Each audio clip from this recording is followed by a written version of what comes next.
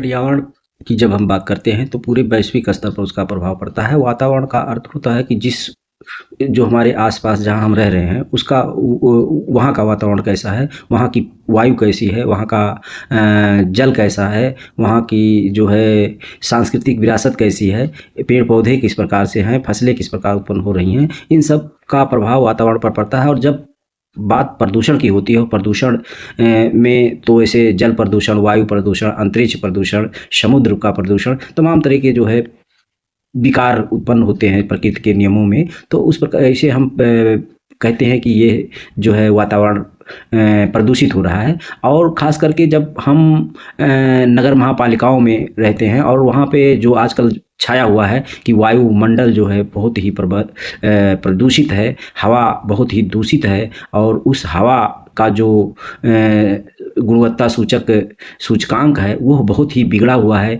और उसमें ऐसे वातावरण में जब हम सांस लेते हैं तो उससे हमारे फेफड़े और दिल पर काफ़ी प्रभाव पड़ता है, जो बहुत ही नुकसानदायक है।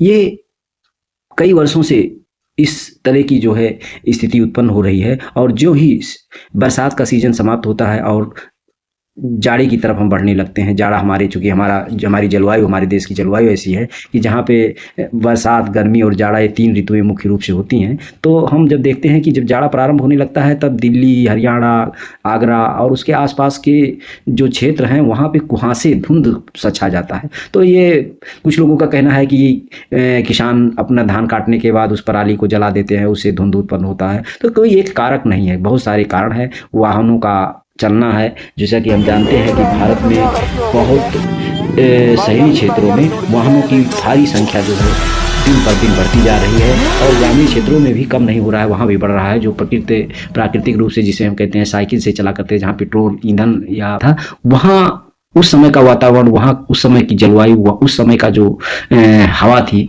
बहुत ही शुद्ध हुआ करती थी। लेकिन आज जब हम वाहनों को चला रहे होते हैं तब ऑक्सीजन को उन्हें भी आवश्यकता होती है जिस प्रकार प्राणियों को, जीव जंतुओं को, मनुष्यों को श्वसन क्रिया में या ऑक्सीजन की आवश्यकता होती है और हम श्वसन क्रिया में ऑक्सीजन ग्रहण करते हैं तो कार्बन डाइऑक्साइड को निकालते हैं। उसी तरह पेड़ पौधे भी रात के समय कार्बन डाइऑक्साइड निकालते हैं, दिन के समय जो है ऑक्सीजन से जो है वो ऑक्सीजन निकालते हैं।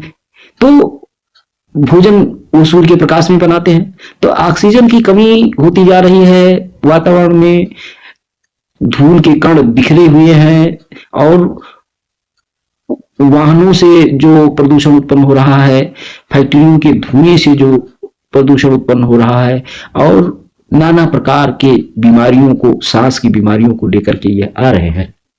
वाहनों से हम जानते हैं कि भारी मात्रा में कार्बन डाइऑक्साइड का उत्सर्जन होता है, क्योंकि पर्याप्त मात्रा में carbon monoxide, hydrocarbon, nitrogen oxide, suspended particulates matters और अन्य विषाक्त तत्व वातावरण में लगातार मिल रहे हैं, जिनसे पर्यावरण और स्वास्थ्य पर गंभीर प्रभाव पड़ते जा रहे हैं।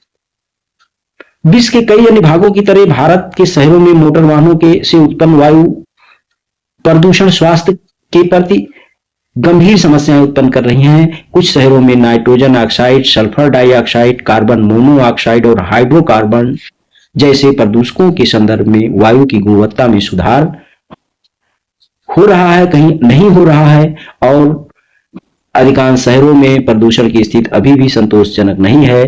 केंद्रीय प्रदूषण नियंत्रक बोर्ड जो इस पे नियंत्रण रखता है, उसके आंकड़े बहुत संतोषजनक नहीं हैं। और फिर हम देख रहे हैं कि जैसा कि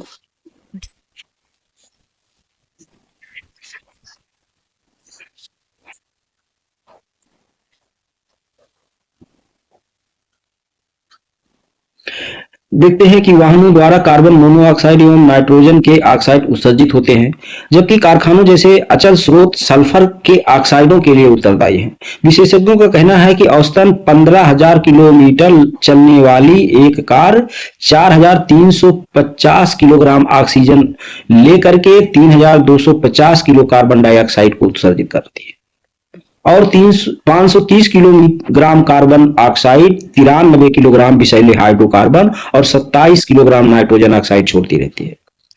ऐसा अनुमान है कि वायुमंडल में पर्यावरण असंतुलन के कारण इतनी कार्बन डाइऑक्साइड एकत्र हो जाएगी कि उसमें सांस लेना भी दूभर हो जाएगा, अगर इसी तरीके से ये चलता रहा। दूसरी चीज जो हम देखते हैं वो ये है कि कहा जाता है कि इस बात का कोई महत्व नहीं कि मनुष्य मरता किस प्रकार से है, अपितु महत्व की बात तो यह है कि वो जीवित किस प्रकार से रहता है।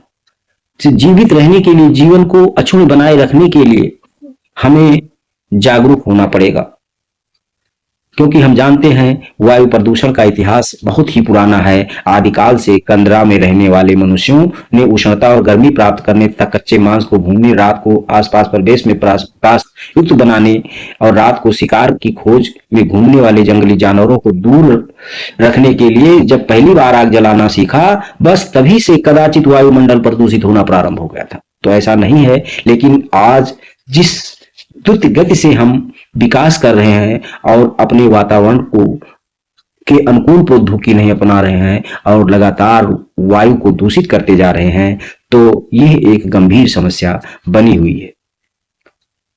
वायु के अभाव में मनुष्य के जीवन की कल्पना कुछ मिनटों तक भी नहीं की जा सकती। आदमी 24 घंटे में 22,000 बार सांस लेता है और 35 पाउंड वायु का सेवन करता है, जो उसके भोजन व पानी की मात्रा से कई गुना अधिक है। यदि सभी मनुष्यों में एक समान प्रक्रिया है तो यही कि सब सांस लेते हैं और वायु को दूषित करते हैं, क्योंकि हम भी जब सांस लेते हैं और जब सांस को छोड़ते हैं तो लगातार कार्बन डाइऑक्साइड छोड़ते हैं, और ये अन्य चीजों को भी प्रभावित कर रहा है। प्रकृति के अन्य पेड़ पौधों, जीव जंतुओं सभी को प्रभावित करता है। पेड़ पौधे ही एक ऐसे प्रकृति की देन है जो कार्बन डाइऑक्साइड को सोख कर हमें शुद्ध वायु ऑक्सीजन प्रदान करते हैं। अब जैसा कि देखा जा रहा है कि दिल्ली में प्रदूषण, वायु प्रदूषण का कहर बढ़ता जाता है, आगरा में बढ़ता जाता है। अगर 500 AQI एयर क्वालिटी इंडेक्स अर्थात वायु गुणवत्ता सूचक 500 के आसपास या 5 से ऊपर हो जाती है तो वहां पर सांस लेने में तकलीफें बढ़ जाती हैं और श्वसन रोग उत्पन्न होने का खतरा ज्यादा बढ़ जाता है। फेफड़े हमारे ज्यादा तेजी से चलते हैं, ऑक्सीजन को प्राप्त करने के लिए उतनी ही मात्रा में कार्बन डाइऑक्साइड को वो छोड़ते हैं और वो भी रोगग्रस्त हो जाते हैं। हृदय की बीमारियां हो सकती हैं और त्वचा रोग भी हो सकता है, शरीर में खुजलाहट हो सकती है, दाने पड़ सकते हैं। इसलिए हमें सावधान रहने की जरूरत है। जब फेफड़ों में वायु कोष्ठ बड़े हो जाते हैं तो वो रोग वात स्फीत कहलाता है। यह सिक्तामता का एक और बुरा लक्षण है, परंतु रोग के काफी बढ़ने पर ही यह होता है। मौसम का भी वायु प्रदूषण पर प्रभाव पड़ता है। धूप व कोहरे के दिनों में जब तापमान समानुपाती होता है तो ऊपरी वायुमंडल का ताप अधिक होने के कारण बहुत से वायु प्रदूषक पृथ्वी से अधिक ऊपर नहीं उठ पाते और यदि प्रदूषकों में धुआं भी मौजूद हो तो काला धुआं बन जाता है। लंदन, न्यूयॉर्क आदि में स्मॉग एक बड़ी समस्या बन चुका है। भारत में भी यह धुंध काफी मात्रा में कई वर्षों से देखा जा रहा है। सर्दियों में सल्फर डाइऑक्साइड के साथ एसिड धुआं बहुत कम बनता है। स्मॉग एक प्रकार का वायु धुंध या एरोसोल अथवा सूक्ष्म कुहासा फॉग होता है, जो कि मनुष्य की श्वास नलिकाओं में पहुंचकर श्वसन क्रिया पर बुरा प्रभाव डालता है। इसके अतिरिक्त सूर्य के प्रकाश की उपस्थिति में वातावरण में विद्यमान कार्बोनिल यौगिकों और नाइट्रोजन के ऑक्साइडों पर की परस्पर प्रतिक्रिया के फलस्वरूप ओजोन और परा एसिटिल यौगिक बन जाते हैं। इससे वायुमंडल प्रभावित होता है। पर्यावरण में धूम, कोहरा और प्रकाश रासायनिक धूम, कोहरा वायु प्रदूषण है। अंग्रेजी में स्मॉग या धूम कोहरा शब्द स्मोक, धूम और फॉग, कोहरा शब्दों से मिलकर बना है। इस शब्द का नामकरण 19वीं सदी के अंत में डॉक्टर HAA बोएक्स द्वारा किया गया था।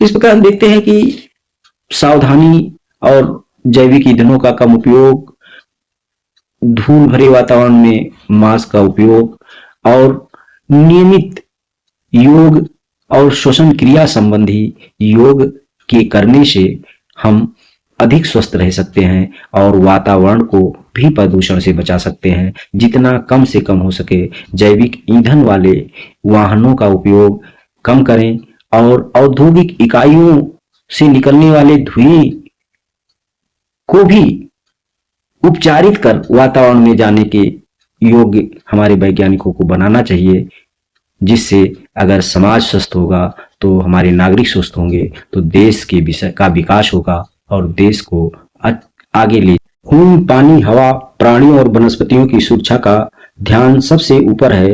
यदि पर्यावरण की रक्षा नहीं की गई, प्रदूषण की मात्रा कम न की गई और जहरीले पदार्थों को पर्यावरण में इसी तरह छोड़ा जाता रहा तो एक दिन ऐसा आएगा जब ताजी हवा और स्वच्छ पानी मिलना मुश्किल हो जाएगा। स्वच्छ पर्यावरण के लिए, स्वस्थ जीवन के लिए हमें सादगी लाने के लिए पुराने पाषाण काल में जाने की आवश्यकता नहीं है और ना सामाजिक जीवन में विज्ञान और प्रौद्योगिकी की उन्नति, प्रगति और विकास को ताक पर रख देने की आवश्यकता है। समस्या का हल पीछे लौटने में नहीं, आगे बढ़ने में है। पर्यावरण की रक्षा करके उसे स्वच्छ और स्वस्थ बनाए रखना ही विकास है। ऊर्जा का उपयोग और पदार्थों का प्रयोग प्राकृतिक रूप से और परिस्थितियों के अनुसार इस तरह व्यवहार में लाया जाना चाहिए जिससे खपत के लिए पर्यावरण से उधार ली गई चीज फिर उसे ब्याज सहित वापस की जा सके। जाएंगे। जय हिंद, जय भारत। चैनल को लाइक करें, सब्सक्राइब करें और बेल आइकन दबाएं जिससे आपको